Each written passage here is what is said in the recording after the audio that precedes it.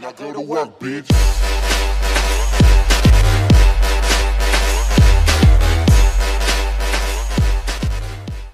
И здравейте, приятели, аз съм Давон. Както влияете с гоето, днес искам да ви кажа да се абонирате за едно момче, което ще ми редактира интрото и скоро ще имам ново интро. Старото вече няма да го ползвам, затова ще имам ново интро и искам задължително да се абонирате за него, ако сте ми истински фенове, защото той ще ми редактира едно интро с мое име, защото аз не мога да ползвам една програмка или по-точно, защото ми е бъгната After Effects. Имам предвид, става малко трудничко, но свиква се лесно, но моята програма е бъгната и няма как да си редактирам сам интро, защото не е от Blender, но все пак искам задължително да се абонирате за ето това момче.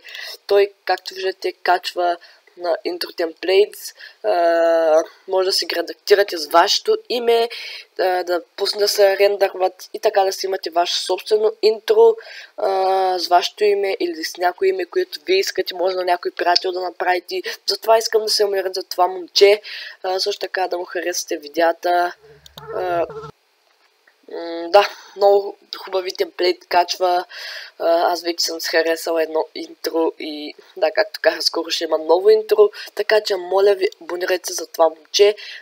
Ето, както виждате, когато сте в канала ми, чуете на началната страница и тук, както виждате, Sub for this guy and да, български, абонирай се. Затова влизате просто тук, ето така, штраквате, абонирайте се, гледате някой видео, ако ви хареса нещо, може да си направите ваше интро и така да си имате ваше интро и също така може да му донейтнете пари с кредитна или дебитна карта на ето този емейл shadowjumper 0 или по-точно 0 maimunskoa@gmail.com.